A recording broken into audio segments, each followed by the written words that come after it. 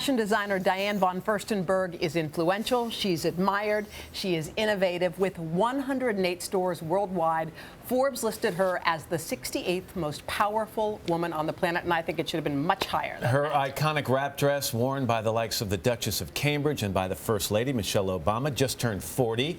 And now Von Furstenberg is opening up about her life and career in a new book, The Woman I Wanted to Be. Diane, it's great to have you here. Good morning. Thank you. It's nice to be here. We've got lots of fun stuff to talk about, but I want to jump right into the heart of this. You write about your mom in this book, and she was a member of the Belgian resistance. She was an Auschwitz survivor, and she said, God saved my life so I could give you life. You think about that every day?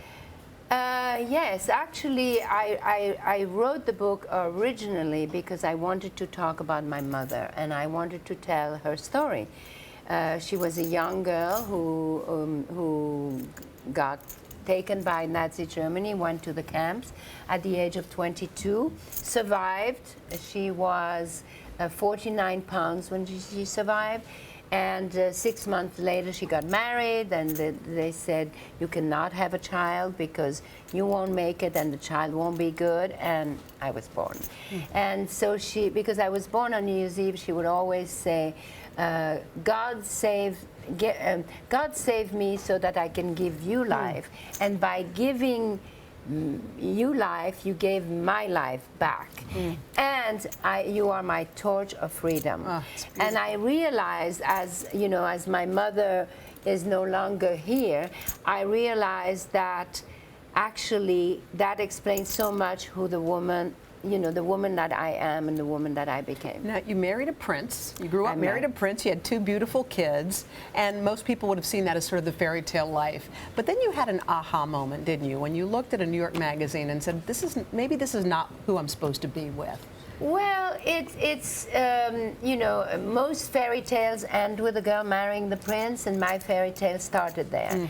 And but I wanted to be independent. I did not know when I was young who I wanted to be, but I knew the kind of woman I wanted to. And I didn't know what I wanted to do, but I knew the kind of woman I wanted to be. And I wanted to be independent. And I became independent. You like being known as a businesswoman and a mogul even more than being known as a fashion icon. And I think what a lot of people don't understand or remember is that there were some very bad times in your business where you had to actually, you basically lost the business and had to buy it back. What do you learn from the bad times that you can never learn from the good times? Well, the thing is that I wanted to be honest in this book, and I wanted to say it all how it happened, and the ups, the downs, because that's the only way that it can inspire other people, right? And life is a journey, and people come in and go out, and landscape changes, and some things are good and some things are not good. But it's your life, and you just got to embrace it and live it. I love your quotes on looks. I love how it's written, by the way. It's written so beautifully you can't put it down. But let me just read this one quote. You say, your wrinkles reflect the roads you've taken. They form the map of your life. My face reflects the wind, the sun, the rain, the dust from the trips I've taken. My face carries my memories. Why should I erase them? Well, you know, The close-up is too close. I don't think of that right now, but it is true that the one advice I would give anyone is that the most important relationship in life is the one you have with yourself. And therefore, I think it's important that you keep that complicity with yourself.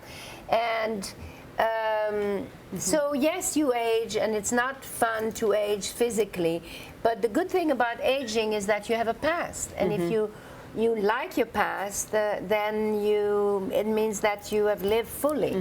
By the way, I just want to end by saying I love what you said about Oscar de la Renta, who you knew very well and who passed away recently. You said he made women feel like flowers. I love that. That was so sweet. Yes, and Oscar was an incredible man and a Renaissance man and a superb designer.